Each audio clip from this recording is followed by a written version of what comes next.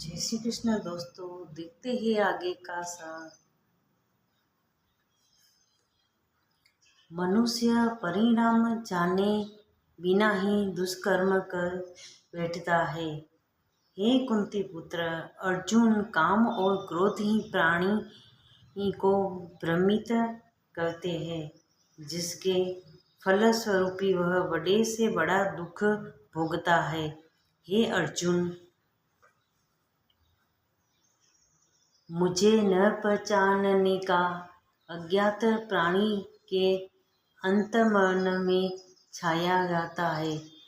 जिस प्रकार अग्नि को धुआं ढक लेता है और धूल दर्पण को ढक लेती है, उसी प्रकार काम और क्रोध ने प्राणी के ज्ञान को ढांप लिया है।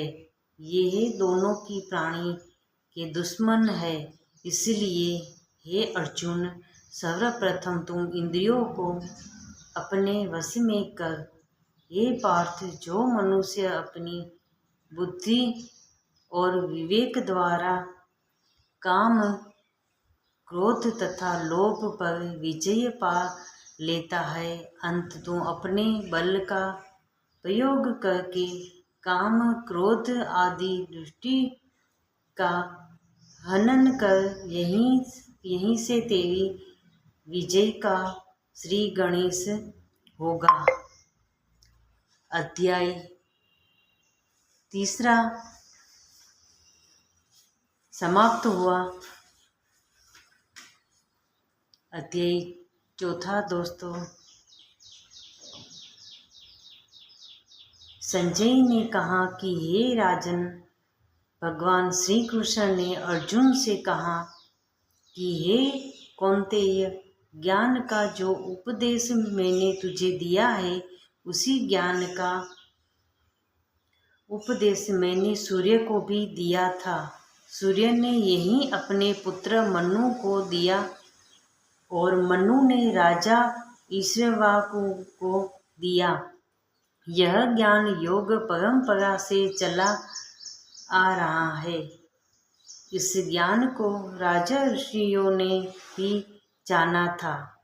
उसका अनुसरण करते हुए अपने जीवन का कल्याण किया है। अर्जुन, यह ज्ञान कालांतर में समूचे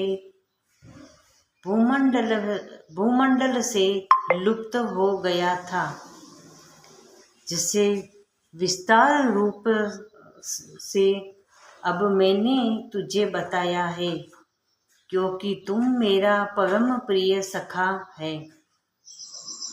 सुनकर अर्जुन ने पूछा कि हे केशव, आप मेरे सखा हैं, आपका जन्म भी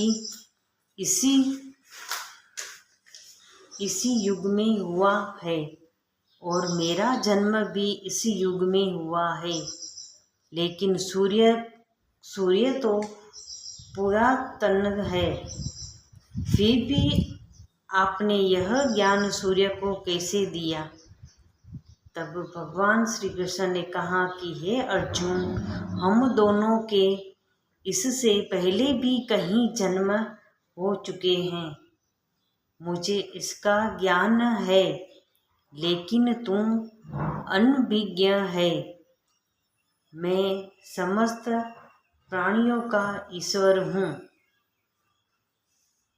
और जब जब धर्म की हानि और अधर्म की वृद्धि होती है। आगे का सार अगली वीडियो में। जय श्री कृष्ण दोस्तों।